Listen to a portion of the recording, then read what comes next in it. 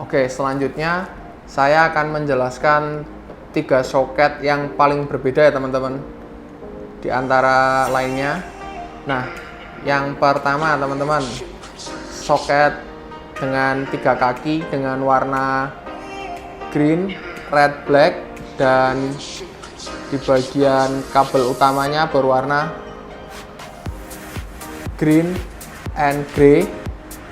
Ini adalah soket yang terhubung ke tortel teman-teman, bagian gas. Nah, jika teman-teman pada bagian gas mengalami kendala, teman-teman bisa pastikan dan cek koneksi bagian soket berikut. Pastikan kondisinya terpasang dengan proper ya teman-teman.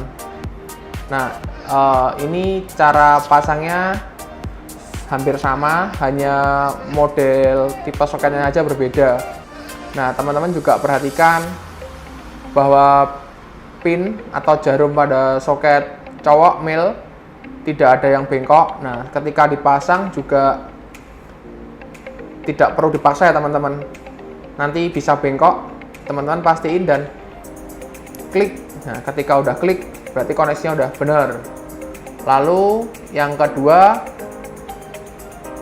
ini adalah soket yang menunjukkan indikator perpindahan dari eco, normal ke sport, atau yang di speedometer teman-teman bisa lihat ketika teman-teman klik kecepatan 1, kecepatan 2, kecepatan 3. Nah, ini adalah soket yang menghubungkan ke indikator speedometer. Jika terdapat trouble, teman-teman sama pastikan koneksinya terhubung dengan baik. Lalu yang terakhir, ini adalah soket indikator untuk mengetahui ketika tuas rem teman-teman tekan, maka keterangan tombol ready pada speedometer akan hilang. Nah, ketika misalkan tuas rem depan teman-teman tekan, otomatis kan bagian belakang motor tidak ngerem ya teman-teman, masih bisa berputar. Nah, itu teman-teman tortelnya teman-teman tarik itu tidak akan bisa berputar teman-teman. Jadi sebagai safety, pengaman, ketika teman-teman misalkan bawa barang tidak sengaja tangannya menyentuh bagian throttle dan menarik tuas throttle, jadi ketika salah satu tuas brake-nya ditekan, maka motornya tidak bisa aktif teman-teman. Selanjutnya berpindah di koneksi 2 kabel ini yang terhubung di switch holder bagian kanan motor listrik. Nah, di switch yang pertama ini yang terhubung dengan turtle atau gas teman-teman. Nah, biasanya ketika terjadi kendala di indikator speedometer, maka tidak akan muncul tulisan ready ya teman-teman. Nah, teman-teman bisa pastikan koneksinya terpasang dengan benar.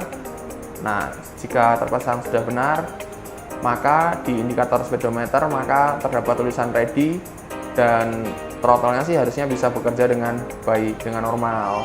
Lalu yang kedua, ketika mengalami trouble kecepatan eco, normal, dan sport atau transisi perpindahan gearnya ya teman-teman, kecepatannya 1, 2, 3, teman-teman bisa cek di koneksi wiring bagian ini.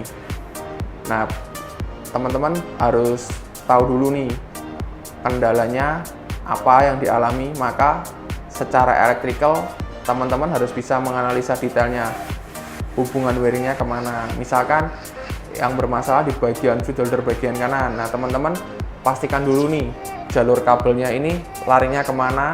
Nah, teman-teman bisa periksa di